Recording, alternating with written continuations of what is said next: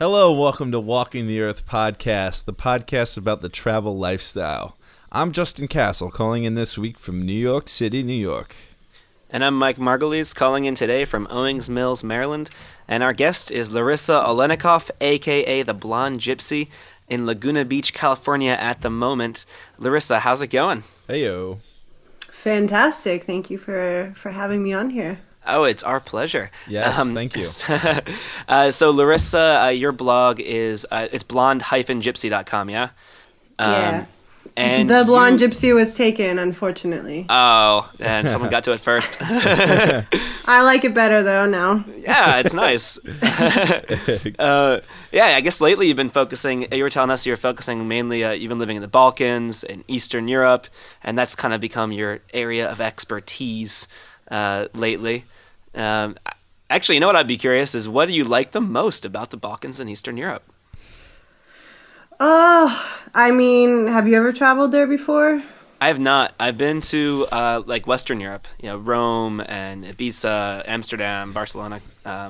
Never Eastern Europe though, actually. Yeah, so it's like completely opposite of that in a way. I mean, I think it's not, but it is. Like, the thing I love the most is just how unpredictable it is. There's still less restrictions there because a lot of the countries aren't, formally in the EU yet. And so I don't know, it just gives like a good atmosphere to the place, or just at least one that I really enjoy. It's kind of like the dive bar of Europe, I suppose. Right.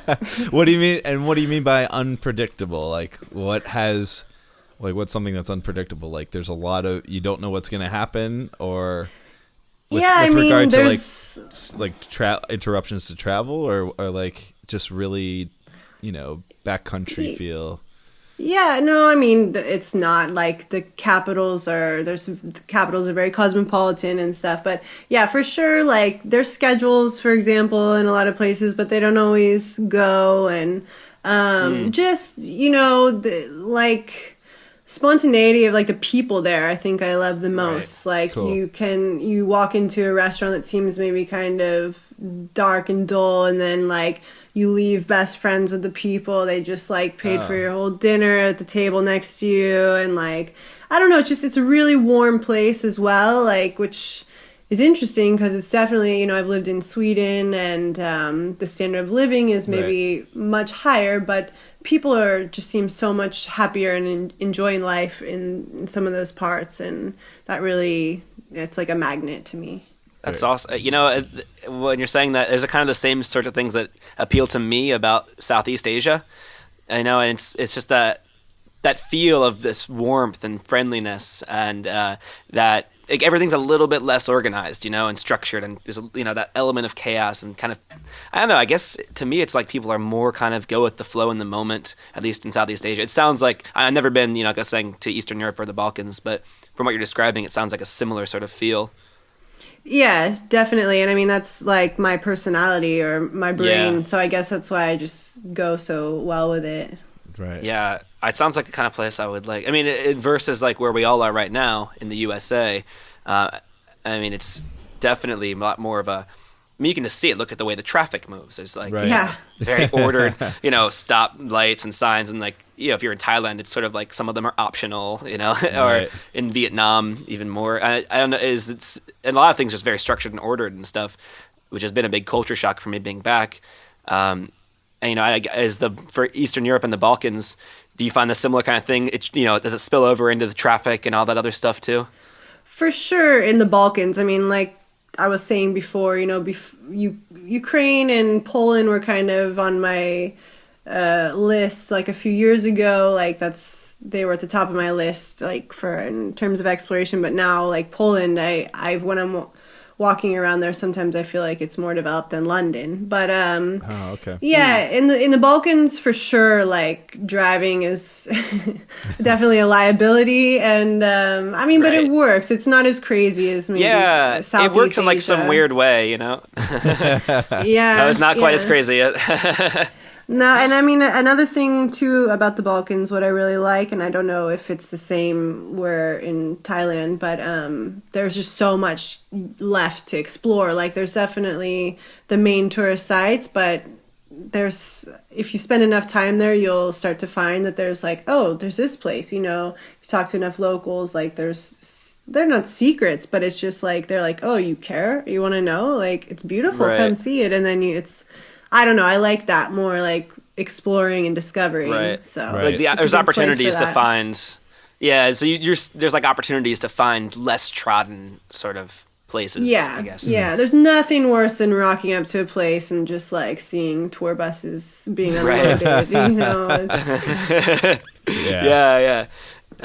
It's like go ahead, man. No, it just sounds like I know I share the sentiment, especially in New York. I don't want to see those buses, but I can imagine. Even though I'm trying to guide them myself now. Right, and I know you've been recently, as of late, been taking people out to the Balkans and taking them on tours throughout the area. What are some of the highlights that you take them to, or you just take them off the beaten path? Like, no, I mean, for the tours that I did last year, it was kind of to the main cities that anyone would go to, but the biggest draw or the biggest pro that we had to the tour was that we just had our own transportation, because that's a big issue in those parts. Like, everything, it looks like on paper really close and easy to get to, but in actuality it's not. So it was more just connecting people and introducing them, even because this year I probably will start to focus more on places that are less visited, maybe not even written in guidebooks. But last year,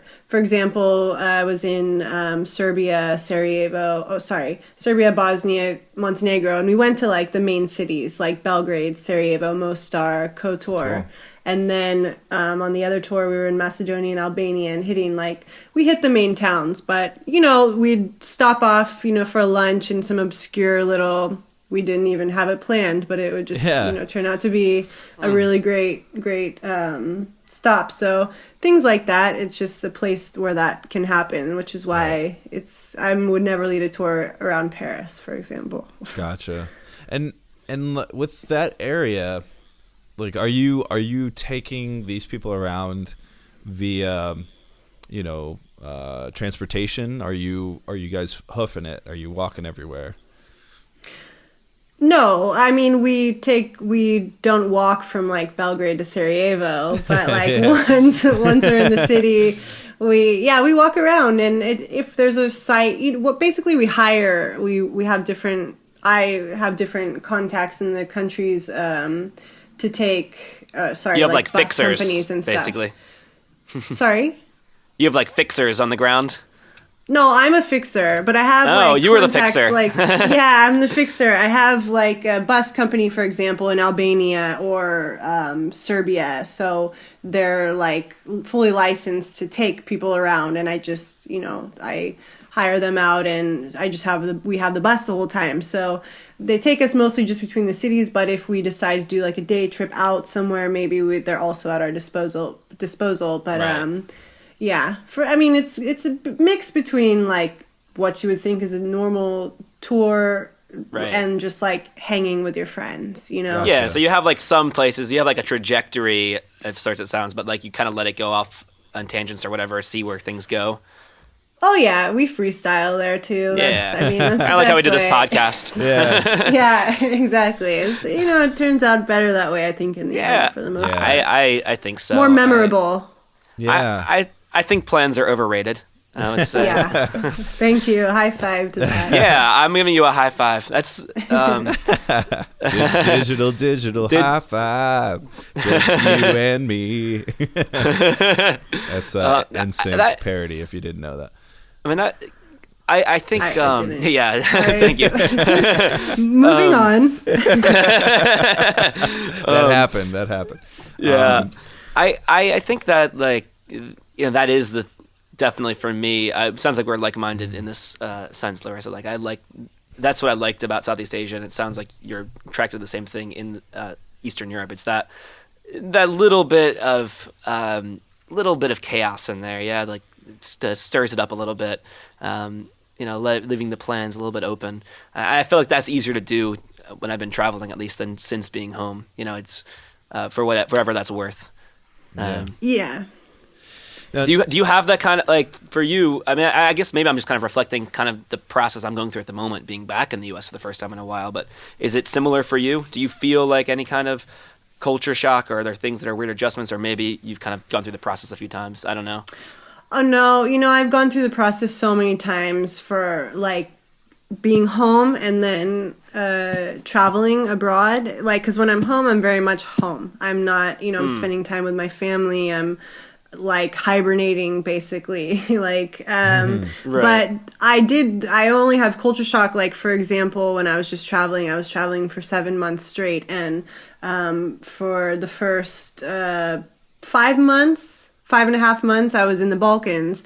And then I flew to London for World Travel Market, and I was like having a major culture shock. First of all, but it was over. It was just like prices and everything was organized. Right. Yeah, Right. but to come home, like to where I'm used to, that's been done too many times. So I just Right. jump right back in. Whereas before it would take me like maybe a month or two to like contact people and be like, hey, I'm home.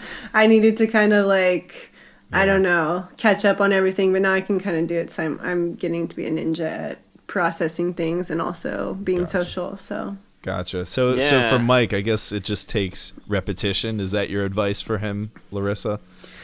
yeah, for sure. And I mean, don't force yourself to do anything you don't want to do, because I think there's always expectations that, oh, you've been away for so long, and so you have to see this person and that person.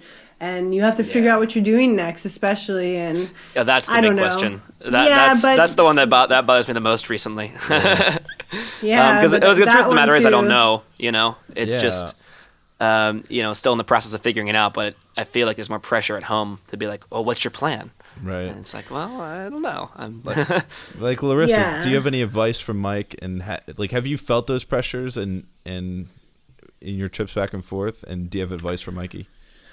For sure. I mean, luckily my parents and my family are really supportive. Like, they're not like coming down really hard on me, like you need to like have something stable and this and that. They've just been like, they've come to the realization that, okay, you're unstable, but you're making it work. So just come home and like say hello sometimes. But at first, yeah, I definitely, I'm still figuring it out, to be Right. honest, because I'm not, Yeah. I don't have anything. I'm still coming up with new ideas and have ideas for new projects and stuff. But I guess my biggest advice would just to be to not dwell, like look forward, don't like look too far back and just try Right. to think what you can do next. Like, and it will take time maybe, but clarity will set in and you'll Right. maybe realize what it is, where you want to be, what you want to do, and and how to get there. Yeah, I do. That's pretty sound advice. I think that's the right attitude. I think you're right. That's the healthy attitude, And I Yeah. do generally have the faith that, it'll work itself out. And it's really, well, I guess what I'm trying to do is let the pressure off of myself, despite what I'm perceiving to be as external pressures from, being back in the U.S. It's really just, myself. All right, it's okay. It'll, like you're saying, the dust will settle. Yeah. Yeah, I mean, it's not the end of the world. Like, I don't know Yeah. how old you are, but, I'm 28. Okay, well, that's okay. You're not a similar age? Or you just- I am. No, I am. And, around. You don't have to tell Okay. us. You don't have to tell us. Sorry, it's No, impolite to ask a lady her age. Look, I'm no spring chicken, but, yeah, I think it doesn't matter. I mean, there's people I thought who you were don't 21 from your realize- picture. Thank you. I know, and that's really sweet of you. But no, there's no set schedule of when this needs to be figured out by and whatever. It's and I think too many people try to force it when it shouldn't be time, and then they end up like so unhappy and probably not doing as well as they could be because they just settled. Settled for Right. something, yeah. Yeah. Right. Yeah, that's how I feel. It's I don't know if everyone agrees with me here, but it's okay. Well, I feel Just prove them wrong, and Yeah. and then they don't have no reason to talk. I wanted some advice I got from I worked with a career counselor for a long time, and the lady that I worked with is very, very great, and she always said, you want to move out of a place of inspiration. You want to move towards inspiration and not move toward, not move as a result of anxiety or pressure. So wait until you feel that inspiration, and then it'll so come. don't run out of the U.S. just yet. If you're inspired, then and you're like, yeah, that's that. Basically, you want to be sounds motivated by something positive, not something negative. Run Correct. towards something, not away from something. You got it, man. If you're running away, yeah. you're making your decisions for an unhealthy reason. Not to Yeah, I say agree that with not to say that it can't be a way to make a decision that is pressing, but it's just a better, more psychologically sound way of making decisions. Yeah. I think that. I would say sure. that's solid. Faux show. Yeah.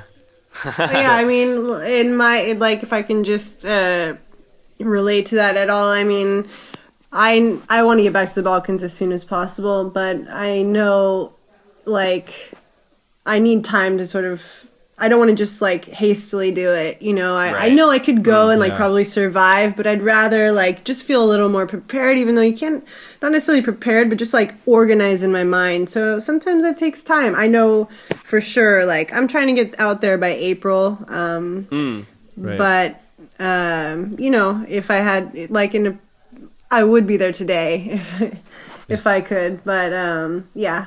Sometimes you just need time to reflect, take time. So don't worry, man. Gotcha. We're here for you. Thank you. It always kind of works itself out, I think. You'll be good, brother. One way or another. Yeah.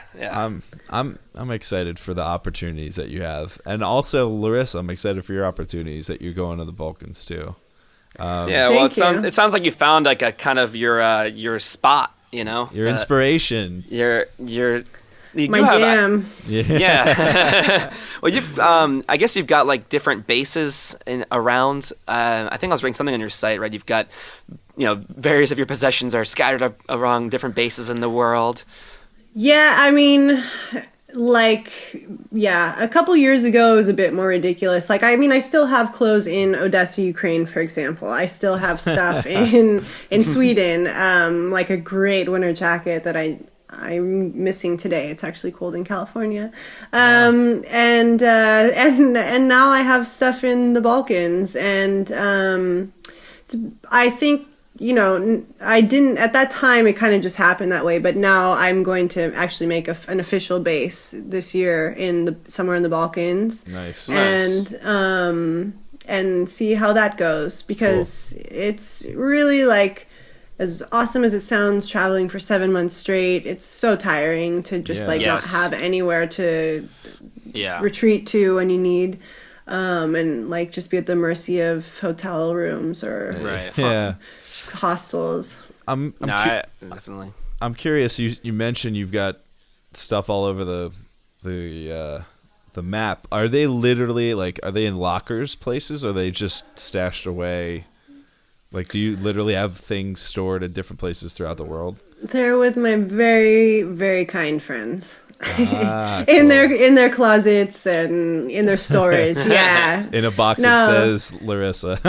Yeah. Or they're wearing it right now. I don't know. I don't care. But it's good. Someone else is getting use out of stuff, right? Yeah, exactly. I'm really lucky. I have a lot of good friends in a lot of places. So that's something that's also just made my traveling so easy, is I never have this loneliness or something, or a feeling that I don't have someone nearby. Because even if I'm in a different country, in Europe, for example, it's just great knowing you can call someone if you're in a bind and be maybe on an overnight bus or something to them. And right. So yeah, that's I think that's awesome. I think what you have going it's a really cool thing. Just the idea of having different sort of bases or establishing one. I think that's really neat to just have just having a place that feels home. And if you're traveling for a long time, I can see that is something that is a valuable thing. Yeah. Especially especially for travelers like us, it's I guess you eventually need some stillness too. So. It's more about and it's also about getting work done. Yes, I'm not absolutely. I'm not like a train writer. Sometimes if I get lucky, I'll get like this big bolt of like inspiration while I'm sitting in a bus or on a train. But in general, I'm just like zoning out and listening to music. And then I'm Right. like, where did those 8 hours go? I could have just been doing something. And then I don't, when I'm visiting a city, I don't like to think about work. No one Right. does, but I mean, of course I do when I have to, but I just try to make it so I can like fully immerse myself into the moments there, because what am I doing then if I'm not? I might as well Right. be back here again or something. So No, Gotcha. I that makes total sense. I mean, I think in phases of moving, like that's where the excitement's coming from, is like you're moving and you're seeing things. There's a lot going on, a lot happening. Life's happening at lightning speed on its own. And I think naturally with stillness comes like, working and stillness kind of come together. So Right. I think Definitely. that makes a lot of sense. Yeah, and with your travels, you've been traveling for a long time. You've been traveling on and off. You told us for around 10 years, and you also mentioned that you visit some other country outside of the U.S. for about half of the year. Is that correct? I'll be away, like abroad. away. I mean, You'll be because abroad, yeah. mostly it's been Europe, or like, yeah, mostly it's been Europe. I'd say 90% of it has been Europe. So it's, as you know, it's so easy to just like be in different countries, Right. Yeah. in the same like jaunt or whatever. Right. But yeah, it's been a long time. And so you've been doing this for a while, and I wanted to know for our listeners, like, how are you able to do it? How are you able to go away so often and be able to be? You've been doing it for 10 years, so you got some type of, I guess habit, or not habit. What's it called? Mechanism worked out that you can, be home for a little while and then be in Europe or be in other parts of the world. How do you make that work? Yeah, I mean, I'm a commitment phobe, basically. High no, five. no, I think we all are. Yeah, but like it started where it was. I mean, I've been traveling actually my whole life. I've been really lucky in that, like when I was younger, I did family trips and stuff. Not anywhere like totally crazy and for months at a time, but that's what sort of bit me when the bug bit me. And Right. then as soon as I was of age to be traveling on my own and my mom wasn't going to kill me, and I was in university, I basically just like, I worked the whole time I was in university, so I would just save up for the whole year and then spend the summer months traveling. Yeah. And I stayed in school long enough, maybe too long, but so it just was kind of that thing. Like in breaks, that's why I had said I'd go 2 or 3 times a year in that time, on any break that I could. I'd save up for that. And then, and then after that, it was more, I just didn't have like a job. I was trying to do just like freelance stuff, so I didn't have a schedule per se. But I mean, it's been a mix of finding work, finding stuff to do while I'm on the road, and then or just like staying put for a period, saving up, and then going. Gotcha. Okay. Yeah. Cool. And Yeah. it sounds like that's kind of what you're doing right now, trying to get ready for this Balkans trip in a few months. Yeah, and I mean, I've always wanted to be back and forth. Like I've never wanted to leave the U.S. permanently. I mean, my family's here. I'm very close with them, and but so I always had a base here, and I will always have a base here. But it's time for a new chapter, and this will be a different one because it's like I've never kind of been like doing an entrepreneurial thing where I'm doing my own business or consultancy. It's just, I mean, freelance writing and stuff like that. I wouldn't call that entrepreneurship yet. I think that's all pretty awesome, though, what you're doing. I mean, even just to be able, the freelancing stuff is cool too in its own right. To be able, yeah. I mean, you're able to do a job that can support you doing the thing you love, was traveling, and you can do it from a laptop, basically, right, from anywhere. Right.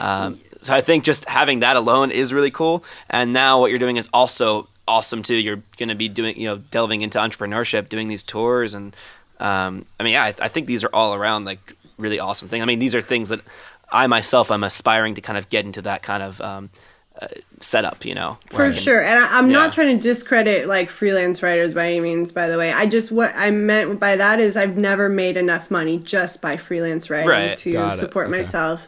So I'm also trying to collaborate with different organizations and stuff. As I mentioned, I mean, I want to work more, not just for press trips and stuff like that. I actually want to work in tourism development. So to be based there is going to help a lot for connections and stuff. To find something like I want like some sort of monthly steady stream. That's like what I'm looking like, at least like something that I know for sure is going to be there, because it hasn't been, and it gets quite stressful, to be honest.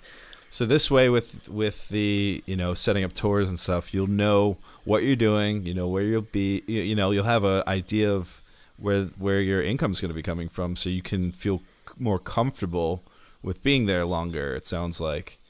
Yeah, but actually the tours are just kind of going to be for fun. I am actually okay, cool.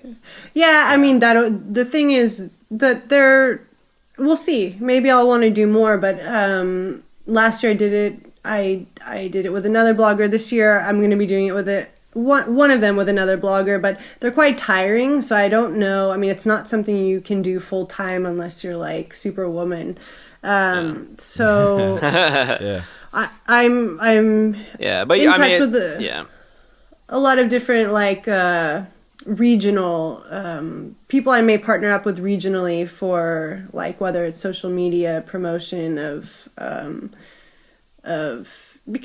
like the tourism boards there suck. Like, I'm sorry, but so that's been a bit difficult. But this past year, I've made a lot of connections with people who are actually trying to like promote the region in like a less corrupt way, and so I that's actually where I'm going to like try to do more work. But the tours will definitely be like a big cherry on top. Gotcha. Yeah, I mean, it sounds like in a lot of ways you're still kind of working out some of the details. Yeah, exactly. But I mean, at the same time, it's like, well, you're obviously capable of it because that's what you've been doing, right? For whatever these past 10 years. And I mean, I for one certainly kind of respect that. Kind of the idea, and maybe another answer to your question, Justin, is like you kind of made travel just a priority for something you want to do, and that you figured out how to make the ends meet to make it work. Right. But you made that a priority, it sounds, and so made it happen. Yeah, exactly. But now that it's like, yes, I know I can just leave tomorrow, and I will make it work somehow. But I'm at the point, I'm getting older, and I want to actually have something. You're almost 22, right? Yeah, exactly. So by 23, I want to have something more built and solid in a way. Right. I mean, and that's a fair aspiration also, I think. Yeah, gypsies need something solid, at least something solid.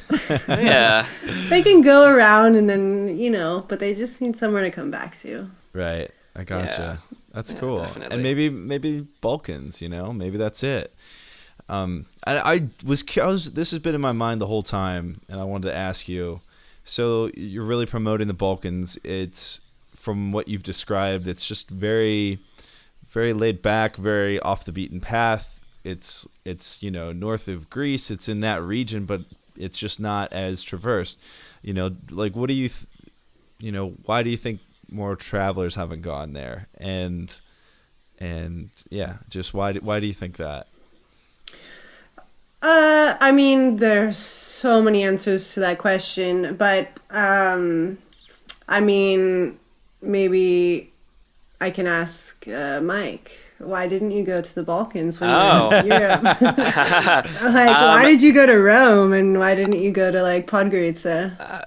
Okay. Well, the first time I went to Europe, I was working, like a proper job at the time, and I had like my whole 2 weeks of vacation that I was allowed to use, and so I kind of made this scheme. Hey, we're gonna go to 5 cities in 2 weeks, and so we just kind of picked 5. Yeah. We did that trip, the fast packing trip, but the real answer is I haven't been yet. Okay, but what about? Do you know where it is? Yeah, I mean, like, do you know the countries? Like, I couldn't name all. I couldn't name all the it is? countries, but I did Google Balkans before this podcast. Me too. and So I know it's kind of like around Greece and that kind of area. I'm gonna be honest, Larissa. I did the same thing, and I'm staring at a map right now. And what counts as it? Is it Greece, Romania? Which countries are considered the Balkans? I think it's north of that, right? Yeah, no. So I mean, it varies. You could say even Turkey partially because it's on the peninsula. But I mean, like the core is like Albania, Macedonia, Kosovo, Serbia, Bulgaria, Serbia. Did I say Serbia?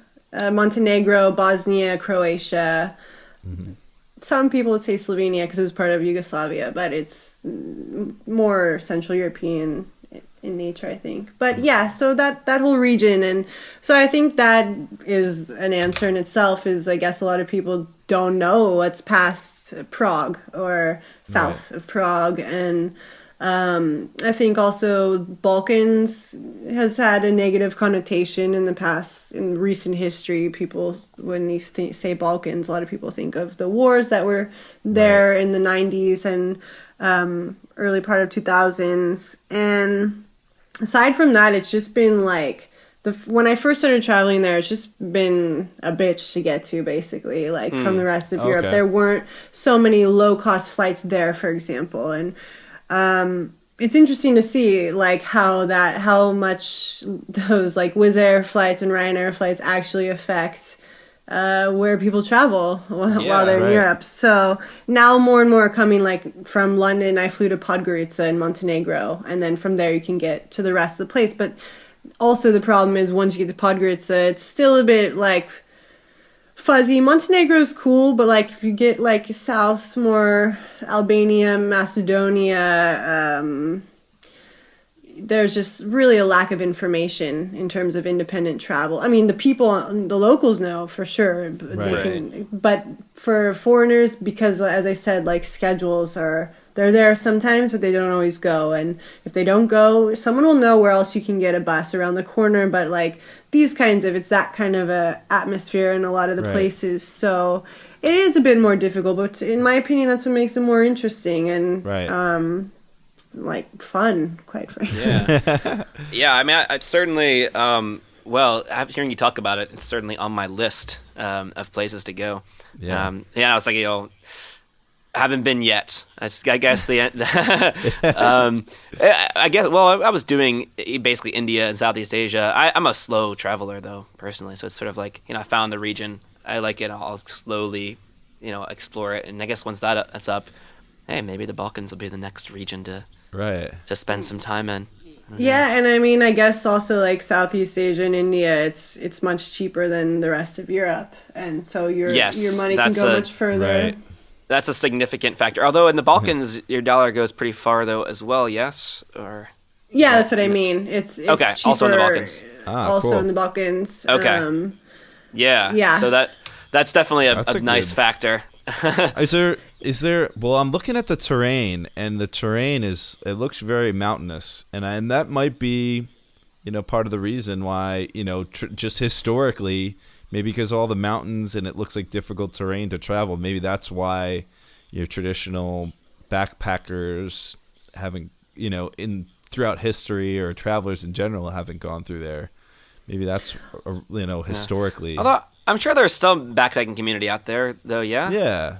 Oh yeah. I mean, like, I forgot where I just was, but like Lord Byron's been through there and stuff. I mean, people have definitely traveled through there, especially Sarajevo was a big hot spot back in the day. But I think yes, but definitely the roads, like there's not so many roads, and because of the war and a lot of the places, the infrastructure was pretty messed up. So like trains, for example,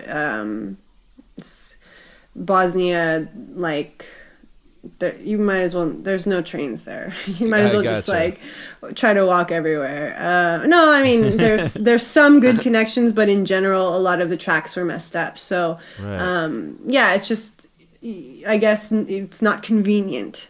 Right. If you don't have time, then maybe it's not like your first choice. But that's why like the tours that I want to do, it's like essentially it's independent traveling, but I mean you don't have to worry about like getting up super early for a bus that may not go. You know, the bus is going to go, it's going to stop when we want. It's not going to pick up like, 40 people in the next stop and someone's going to be sitting on your lap. So. Right. Yeah. Right. I gotcha. And that sounds like a digestible way for somebody who's not a hardcore backpacker to get experience and get, exposure to the area. Yeah, and to travel with like basically a homie. It's not, I'm not sitting there like, okay guys, like just bombarding them with history and stuff like that. Like part of the things that I didn't include, that I wasn't able to include last year that I'm going to do for sure this year is having a local with me at all times. So, cool. That'd be good.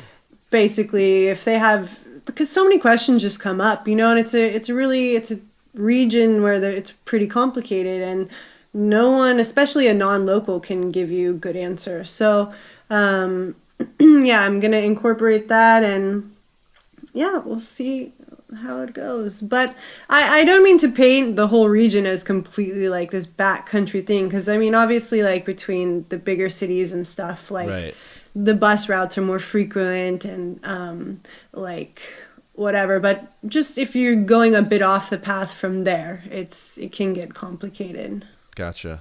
Yeah. It sounds awesome though. It sounds awesome. And people would be able to find info on your tours at blonde-gypsy.com. Yes, they can in a few weeks' time, and they can also email me if they'd like a personal response. Okay. What email address should they use? Just Larissa at blonde-gypsy.com. Perfect. Cool. And for people listening, you got to check out her photography. She's got on her website, she's got a mobile photography link or a section of the website. You can see all these great shots in Macedonia, throughout the region. It's just some really awesome, photographs. Thank you.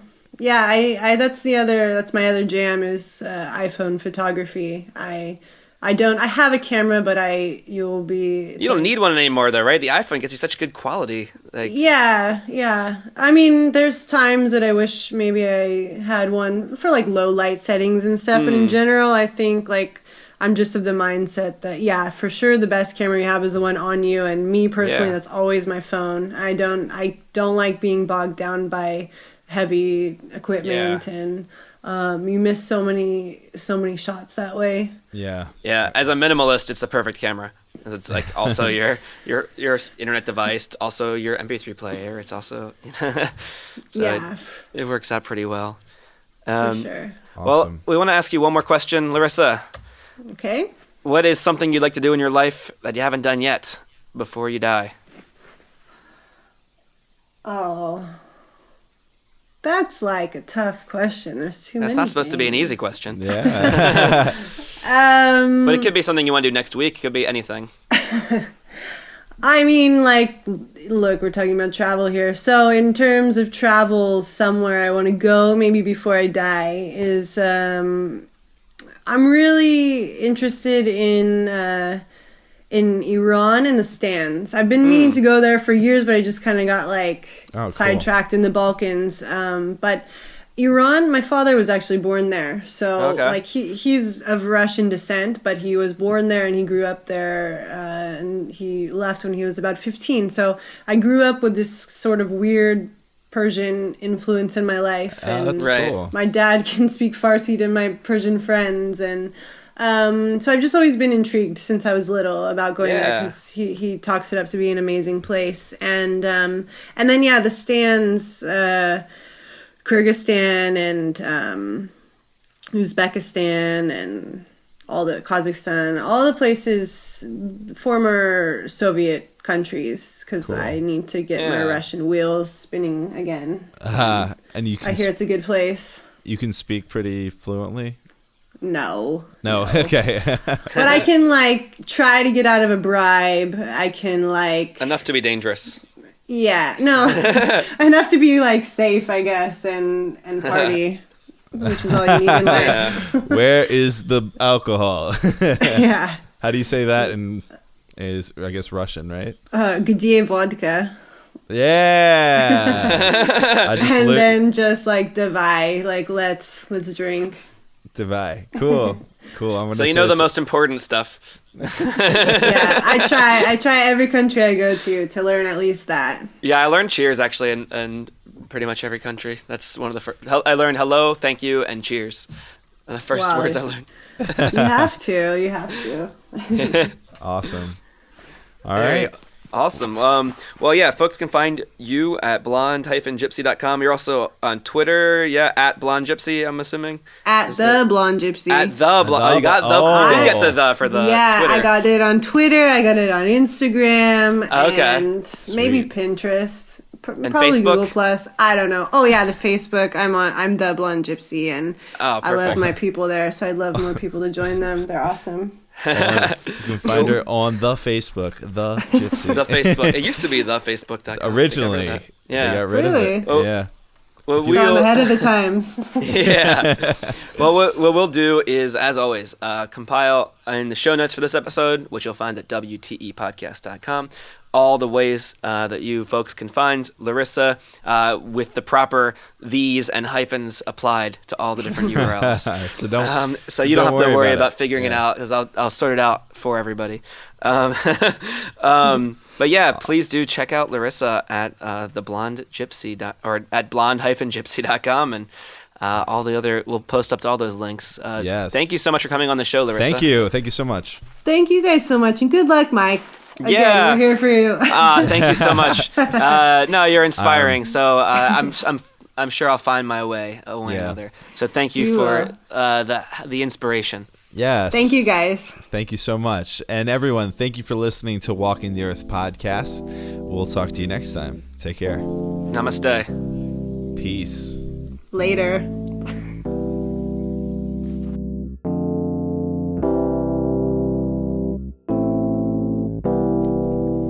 Next time on Walking the Earth podcast, Mike and I talk with Justin Cook, co-host of the Empire podcast, co-owner of Empire Flippers, an online marketplace for buying and selling websites, and a person who lives a location-independent lifestyle.